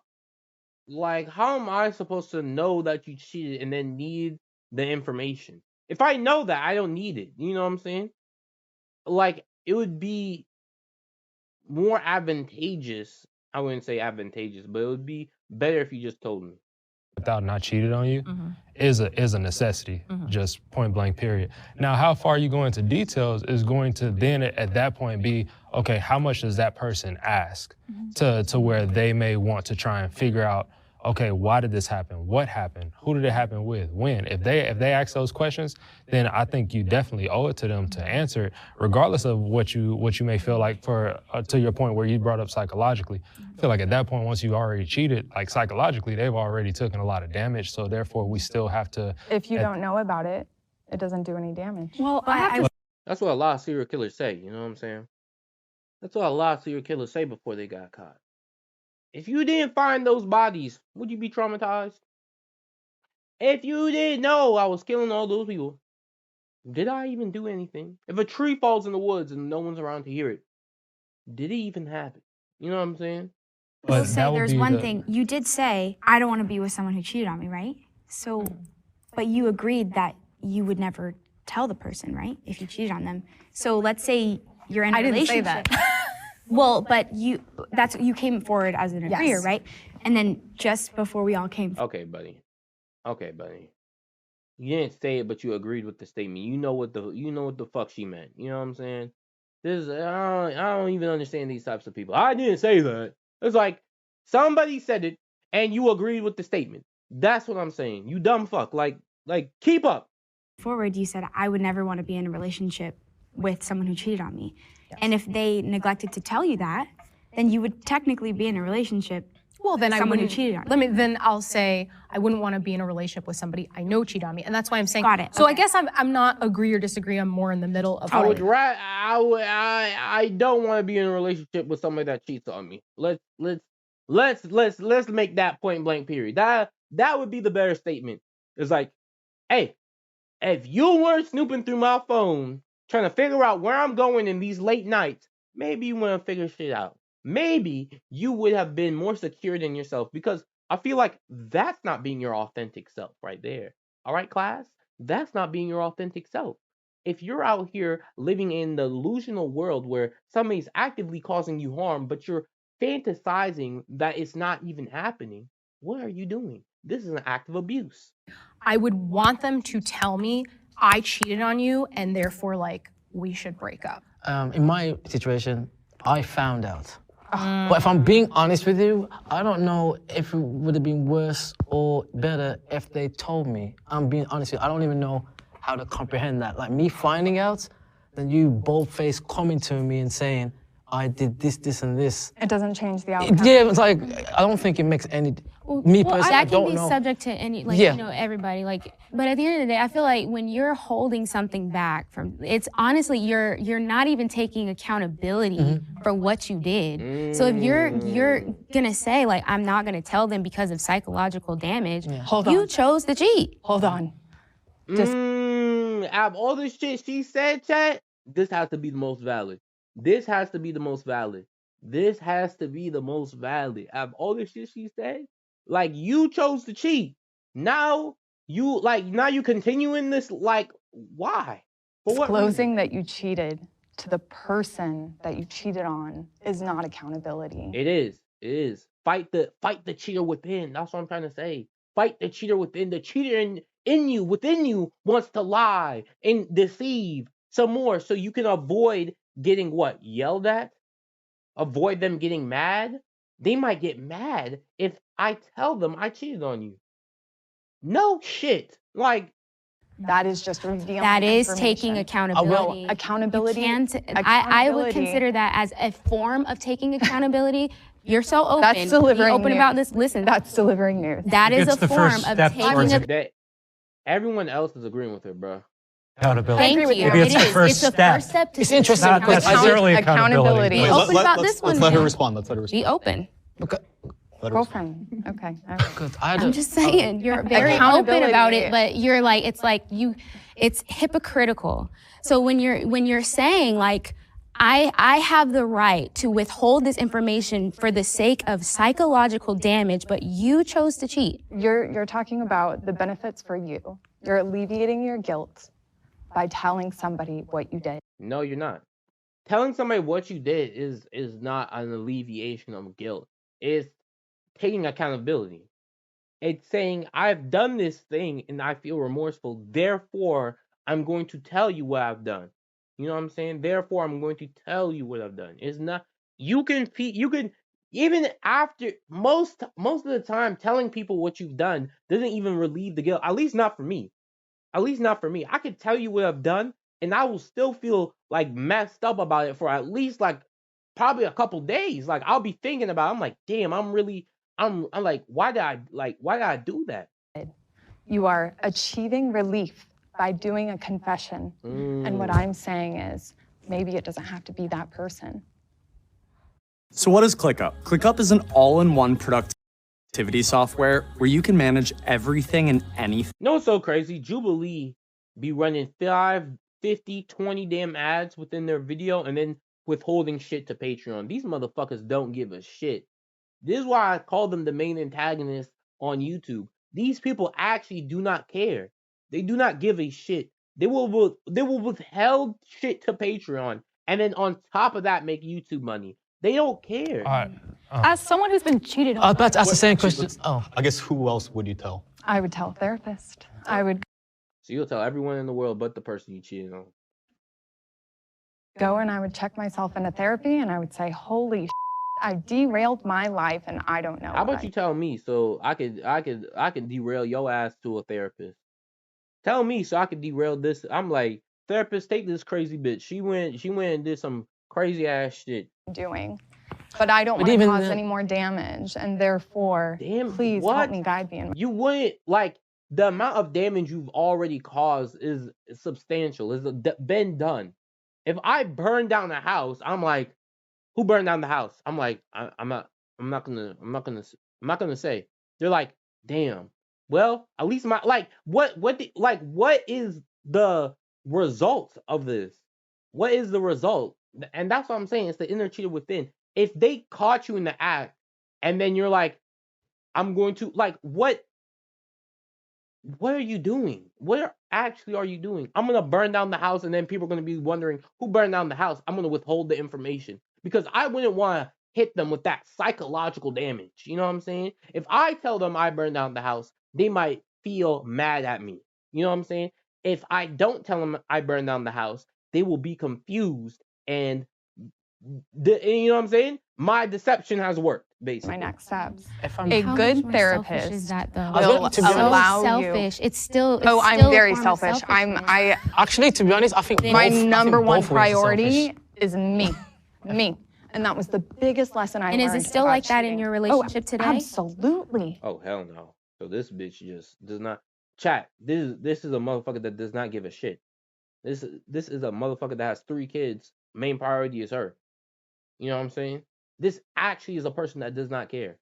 We are meeting the antithesis of a narcissist. You know what I'm saying? The textbook definition. Narcissist would look from he would take his eyes from the lake and look at her just because of how much of a narcissist she is truly being.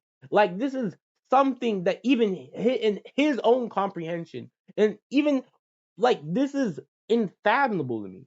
You are in a relationship with 3 children, and your main thing is being selfish, and you proudly wear that badge. It is insane to me. It's insane. Well, if I want to show up to a thriving relationship requires a fulfilled individual. And if a thriving relationship requires a person who's willing to sacrifice to make the relationship thrive. If a fulfilled individual can be as fulfilled as anybody else, you could have all your goals fulfilled, and you will still do shit you could still be just an asshole. You could just be a dickhead. A thrived relationship requires 2 people willing to coexist with one another and make a sacrifice for one another so they can both achieve the goals they set to achieve. Not a person who has everything in the world and then coming to you and being like, I'm like what does that it does nothing for the relationship. It does absolutely nothing. It does everything for you because you have everything you want. You know what I'm saying? If you take and take and take, it destroys the relationship because you're the only one achieving anything. You know what I'm saying? I do not have me at the primary center of my decisions. I will start making decisions for other people. If I don't, and sometimes you can't have yourself as the primary person in your decisions. If you have children, 3 of them, you have to take this is at least how I was raised. Children are the number one priority. You know what I'm saying? When you're raising somebody, that's the number one priority. Then it becomes you and then the person in the relationship with. When you're on a relationship, let's say you don't have children, at least my objective in a relationship is to achieve the best we possibly can in this relationship, to come together and put both of our resources together, whether that be physical or metaphysical, and achieving a goal that we both agree upon. It's I don't know. And what that means is they start to lead my life. No. I don't. We don't believe I actually I think I've changed my opinion. It didn't occur to me the idea of like finding it. Like that just didn't occur. That's what I'm saying, like if it's for me, if it's between walking in on my partner cheating, I mean that would just traumatize me versus like my partner coming to me and saying, "Listen, I cheated." I would prefer the latter. I would want the choice. Do I want to move forward in this relationship or do I want to break up? And I would want to give my partner that same choice to put the ball in their court and say, this happened, this is how I feel about it, which might be like, and we need to break up, or I don't want to break up, or whatever it is. I did this is how I feel. How do you feel? Do you want to stay with me? Do you want to work this out or not? When you're telling the other person, I'm always curious, like, what do you expect from the other person? And that's where I start to question, are you doing it for selfish reasons? Because I expect them to say, you know what, we'll work through it. I don't think you can expect anything. Which is, you have to go on without but I'm curious, like, at the time, can you recollect or remember what you were thinking? Oh, at the time? At the time, yeah. What you were thinking when you said, I'm going to tell? There were times I cheated that I did not tell my partner. So I'm thinking about that too now. When I told my partners that I cheated, it was out of guilt, it was out of shame, and I wouldn't necessarily say expectation, but my hope was that they would forgive me. Okay. And I guess that maybe. Wait, I have a question really quick. Did telling them eliminate your shame and guilt? No, of course not. I'm curious if you're open. Wait, let's actually dig into, I guess, what was kind of like your point there? If you are disclosing information to somebody else, an effort of releasing something that you feel is holding you back, shame and guilt, that is actually not the effective solution. The effective solution is going into the shame and guilt, acknowledging it, and understanding why it's there. Shame tells me I am not aligned with my value system and the way that I operate in the world. But you're missing the point of the other person's time. You've pretty much ruined their life. You've used up their time. No. Hold on, wait a second. So you don't think you? Wait a second. Go ahead. I think that the only person who has the power to destroy my life is me. But this is a selfish person talking. You know what I'm saying? Chat, I don't even know. She's like, this is an active, destructive force in a relationship. This is an active, destructive force in a relationship. I don't understand why this even needs. I don't even converse with this person anymore. I mean, you can say that. You can say that now as a person who's grown and gone through something. But when you're in the situation, when you're in a relationship with somebody and they don't know that you're cheating on them, you think like you owe that to. Why would I develop a dependency for my life's purpose? But it sounds. No one's saying it's a dependency. No, it sounds like you're trying to say that I should just be able to do whatever I want. How you take it is all up to you, but I'm going to have the freedom to do whatever I want, even if it hurts you. That's what it sounds like. Maybe you didn't hear my first statement. I agree that you don't always have to disclose a betrayal to the betrayed person. I think that you always should give that to them. It's not in a sense to try and relieve any type of suicidal part. See it now, Chad. You know when you're losing an argument, when you have to resort to when you have to resort to the actual, like, when you have to resort to basically life and death. You know what I'm saying? When you basically have to resort to the most barbaric things that can happen to a human ever.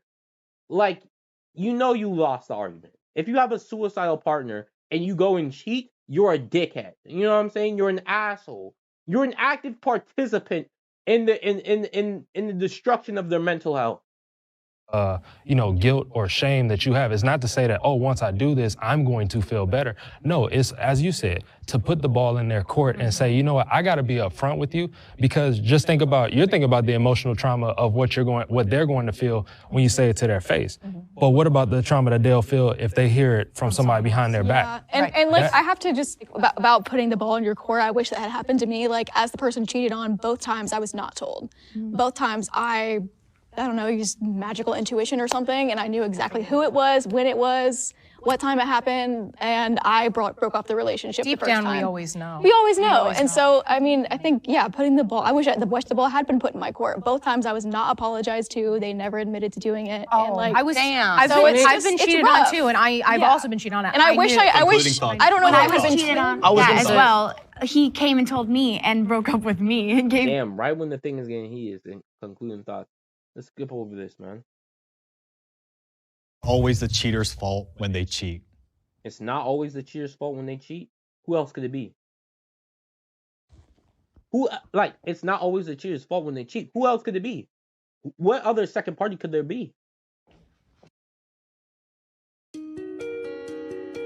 So I'm interning at Lightyear, which is a telecom. I can think of one instance where I would say it's not the cheater's fault.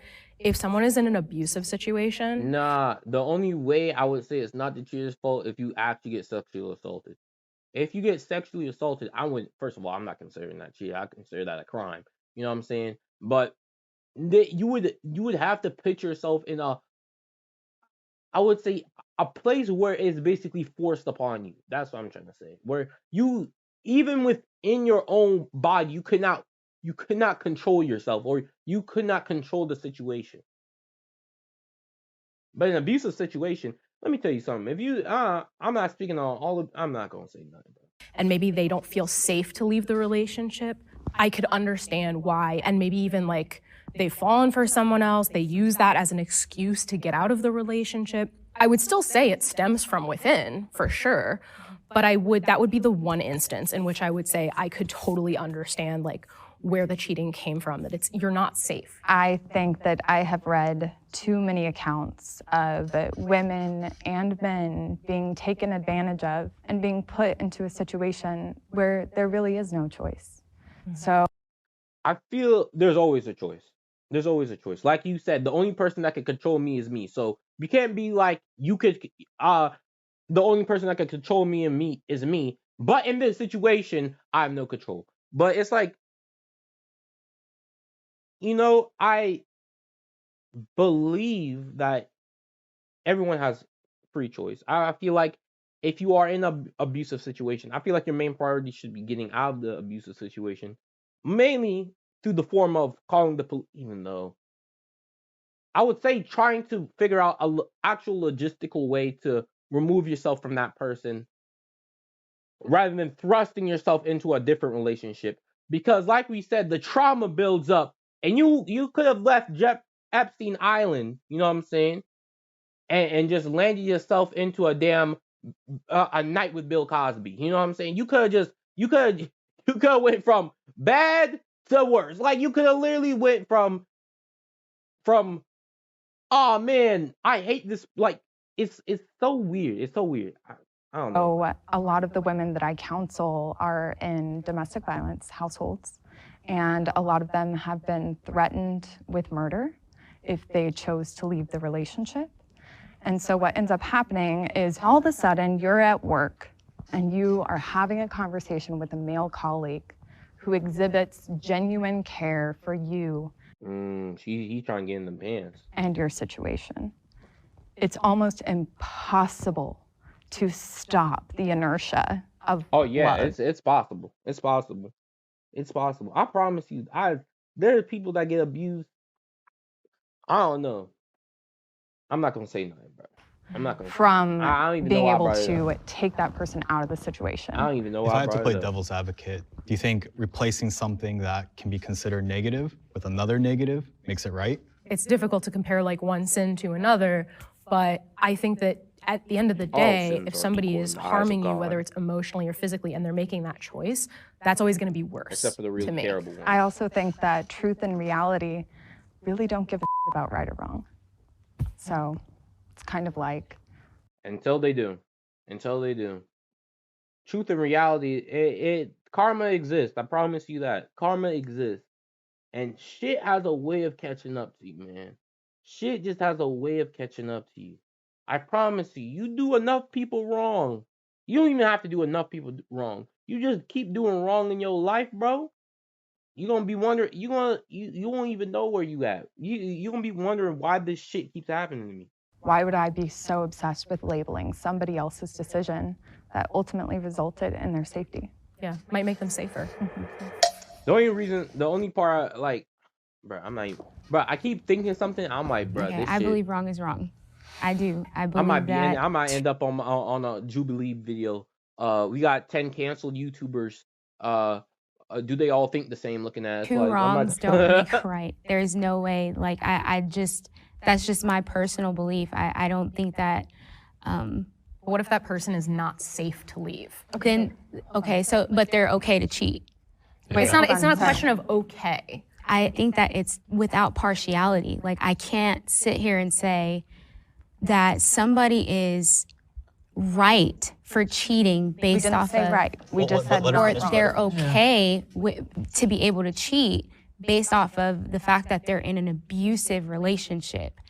If you are in an abusive relationship, get the heck out. But what if you can't? It's not always that Then how is it that no one is able to tell me? You got to talk to some girls. Okay, My question would be, calm down. so I just want to know. I'm asking the question because you're saying that someone can sit there and cheat on someone based off of the fact that they're in an abusive relationship. And then you might have to define what abuse is, because there's physical, there's emotional, there's sexual, there's a lot of types of abusive it could be going on. You know what I'm saying? So we gotta really define what's going on. Not to say that they're not all bad, but we gotta really define what's the scenario? Like what and then we gotta define on what do you consider abuse? You know what I'm saying? Because some people be light as fuck, you know what I'm saying? They ain't got no chin. They go night real quick, you know what I'm saying? Where does that physical abuse? I'm just using that as a metaphor. Don't cancel me, for the love of God. How does that make that okay or make it right? Where does that come? It's not a black and white thing, and I think we keep coming to that. I don't think anybody is saying it's okay. I think we're just saying it's not okay, and it's in that makes it okay. It's in the two negatives make a positive middle, but I believe in yes or no and okay or not right. Okay, and right or wrong. I think some of us are thinking black and white, and some of us just aren't those kinds of people, and I think that's okay. Yeah, I'm not open about that. But I'm not saying that being unsafe in an abusive relationship makes it okay to cheat. What I'm saying is that someone might use forming a relationship with another person as a safety net, because now you have somebody else to go to. Because I think a lot of people don't realize, but the abuse actually kicks up after you leave the relationship. Mm-hmm. It gets worse because the person who's abusing you will stalk you, will chase you, will blow up your phone. So now you involving me? Now you're involving me in your crazy bullshit? I'm supposed to be Superman? Fuck that, man. Like, I ain't gonna hold you, not fuck you, but fuck that. I'm not no damn bodyguard, bro.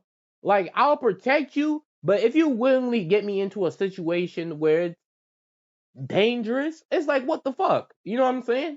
Unless I know this going into the relationship, I'm like, what the, what the fuck? You know what I'm saying? Like, imagine, this person, pissed off the cartel or some shit, and they're out here, being in a relationship with you, and now you got people trying to shoot your car up and blow your shit up. I'm like, what the hell? At your house, it is very dangerous for people. I'm not going to gender it. For people who are leaving abusive situations, it gets more dangerous. And so cheating, forming another relationship with somebody, may actually help that person find safety. My question would be like, how would it help them find safety if the relationship is already abusive? I would think that would anger the person more to where it doesn't matter though. That's what I'm saying. It's the disclosing of the internal reality. We are all humans in our body. This girl likes to talk a bunch of shit. What the fuck is in closing of the internal reality? She's just saying shit. She's just absolutely yapping. You know what I'm saying? And then the shit that she says that's actually makes sense is the worst fucking shit to exist in humanity. You know what I'm saying? You are a selfish ass person with 3 kids, bro. You talking about I'm the center? Hell no, you crazy, bro. Bodies, and you have a right to feel comfortable in your body and to feel safe. And whether or not you have to make a decision that makes you immoral or whatever in order to protect your safety, that is okay in my eyes. I don't think about right and wrong. I was raised depending on the decision in the situation. Like I said, it's not all black and white. You know what I'm saying? The church, so I was drilled a lot about black and white and right and wrong. I just can't. And my dad was a pastor. Crazy. I know we brought up specifics and everything, but I think if we're just looking at the specific prompt in itself, I think that there's always a choice. There's always a choice. I understand, maybe if someone's under the influence and, I can see how that could be literally blurred. But I think in general, if someone's sober, cheating is a choice. No, I agree. And I think that's where we can put the fault on that person because they made that conscious decision. But what is the purpose of assigning fault? Well, I mean, I'm not saying there's any purpose. That wasn't the prompt. Yeah. Like the prompt was like that the person is at fault. I'm trying to get my point. But no, I understand. I love that. Yeah, it's still that choice to where you have to have the accountability held for you. I think that's where it's important to have the right or wrong, regardless of whether we think it's black or white. Yes, I feel like if we do not have an objective choice of what is right, what is wrong, then we should just be in a world that's a free-for-all and jail's emptied out. No judicial system. The thought process in my mind, I know it was brought up that, okay, that may be their only way out of the relationship. But then it was later brought up that sometimes getting out of the relationship is the worsening part. So if you're leaning towards getting out the relationship anyway, are you going to create what I meant is that you have a safe haven now that somebody, which is also might lead to more toxic situations. But I just mean, if you are so desperate to get out of a relationship and you know that abuse is going to crank up as soon as you leave, now I have somebody else to protect me. That's what I was thinking. And I do think that, again, like blame, fault, no run for I me prefer I can't catch no grenades for you. I ain't gonna hold you. I'm chucking that bitch right to you. I'm chucking that bitch right to you. Get that? I'm like, shit, man. I think that was for you, buddy. Accountability. Yeah. I think that's the thing. Is something can be right, something can be wrong, something can be in the middle. And right and wrong is very subjective. Exactly. Like it's very different for everyone. Last thoughts. Right. At the end of the day, whatever my reason or excuse or whatever you want to call it, it was a choice that I made and I cannot put that on the other person. Big facts. All right, chat. Thank y'all for joining me today. I mean, if you like, I talked a hell of a lot. There was an hour and 4 minutes, probably going to be around an hour 30 minutes now, or maybe even 2 hours. Chat, thank y'all for joining me. I hope you like the new setup. I hope you like the new camera. I hope you like the new audio. Hopefully it's crisp. Hopefully it's sweet, elegant noise to your damn ears. All right? And I'll see y'all next time.